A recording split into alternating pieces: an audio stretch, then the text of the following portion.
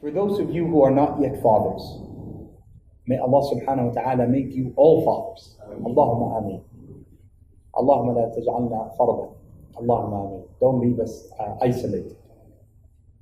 Is that what your sons and daughters will learn from you will come from the standard of manliness you display.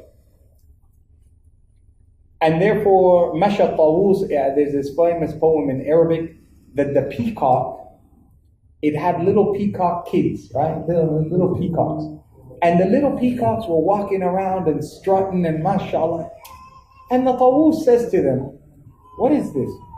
How are you walking this way, you little peacock? What gives you the right to put your feathers open and dance around with your feathers like this?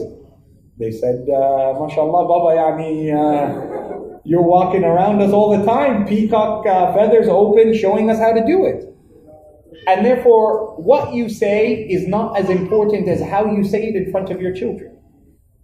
What you do is very, very important in the standard that your children will use the rest of their life. The first hadith in Sahih Muslim begins, it's a hadith of Umar, but it doesn't begin with Umar. It's from Abdullah ibn Umar. He says, Haddathani Abi. My father taught me. Abdullah ibn Umar narrates more than 2,500 hadith from the Prophet ﷺ, Sahih. And yet in this hadith, he says, my father taught me. Umar ibn al-Khattab, Aba Hafs, radiallahu anhuma.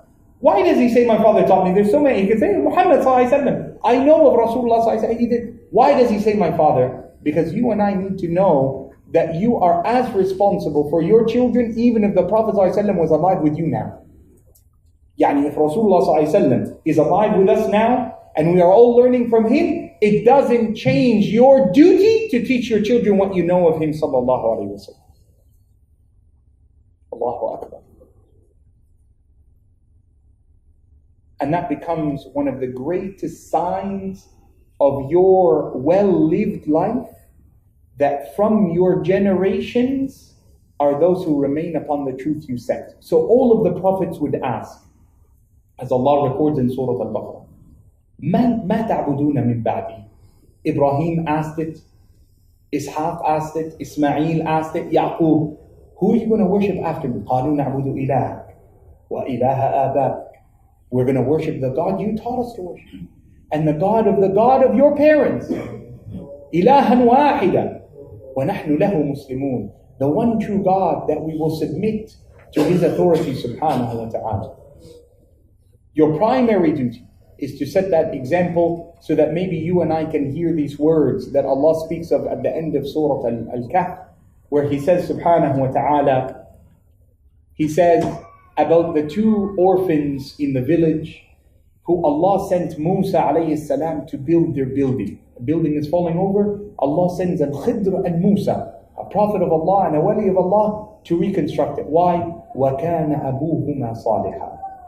Their father, who's now dead, he was a good man. فَأَرَادَ رَبُّكَ. Your Lord sent us أَنْ يَسْتَخْرِجَ كَنْزَهُمَا رَحْمَةً مِنْ رَبِّكَ. That this protection, we build this building to protect their treasure, that they will, when they're old enough, can take it out, because Allah valued their father, so he valued their children, his children.